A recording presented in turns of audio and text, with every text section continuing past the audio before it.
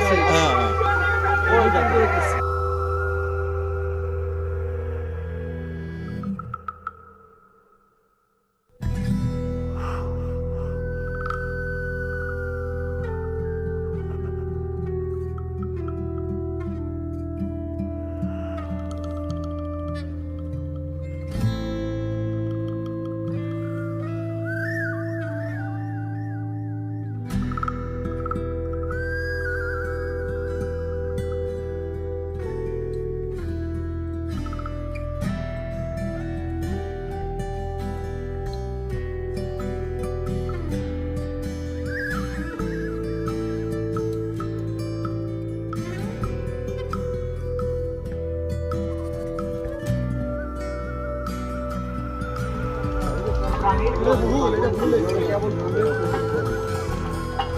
লাল শিমুল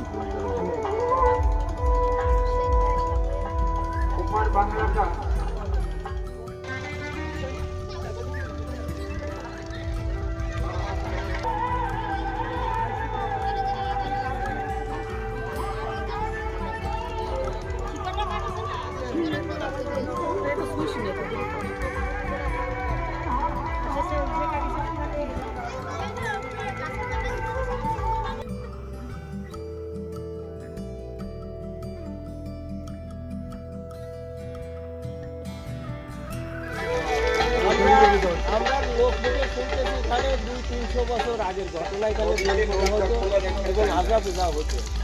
সেই আলোকিত এখানে আমি যে পূজা দিচ্ছি এটা হচ্ছে আমার এই অলৌকিক ঘটনা ঘটতে পারে দৌড়ে আসলাম। সেই রাত্রে আমার আদেশ হলো যে স্বপ্ন দেখলাম যে আমি পূজা দিচ্ছি।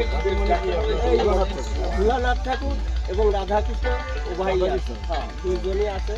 আর তাছাড়া এক এক ভক্ত আছে, এক এক রকম তারা বলতেছে এই আছে ওই আছে, মানে কালী ঠাকুর আছে, তারপর মনসা আছে।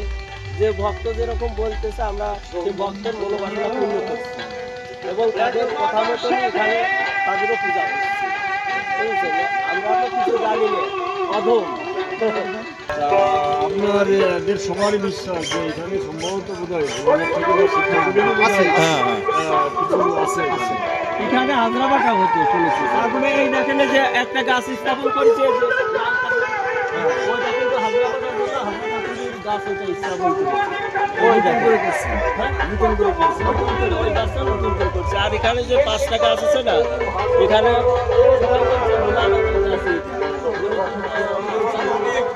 সেই জন্য এখানে ভোলানাথই আর এই হাজরা বাটার জন্য আমরা এই গাছটা স্থাপন করেছি। ভক্তিভাবে মনোপ্রাণ দিয়ে যদি এখানে ভক্তে ডাকে তাহলে তার অবশ্যই মনোবাসনা পূর্ণ হচ্ছে। আমার কাছে এসে পূজাও দিচ্ছে যে আমি ভালো হয়েছি, হয়েছি তোমরা এই যে এই প্রসাদটা ঠাকুরের কাছে অর্পণ করে। সেরকমভাবে আমার কাছে অন্তত প্রতি পূজার দিন মনে হচ্ছে না তারা কি দিচ্ছে যে আমরা এখানে ভালো হয়েছি, উপকার পাইছি, আমাদের মনোবাসনা পূর্ণ হয়েছে। এই যে আপনার কি মনে হয় যে এখানে দিকিবারে যে ছিল পূজাটা শনি মঙ্গলবার, সবারই মনোবাসনা পূর্ণ হয়, এটা সবার একটা বিশ্বাস। বিশ্বাস বা হচ্ছে। আচ্ছা, আপনার বাড়ি কোথায়? আমার বাড়ি আড়াই। আপনার নাম কি? আমার নাম ভবেন দেবতা। আপনি তাহলে এখানকার ইতিহাস সম্বন্ধে একটু জানেন? আমি বলে ওই সবাই যেরকম জানে আমিও ওই রকমই জানি।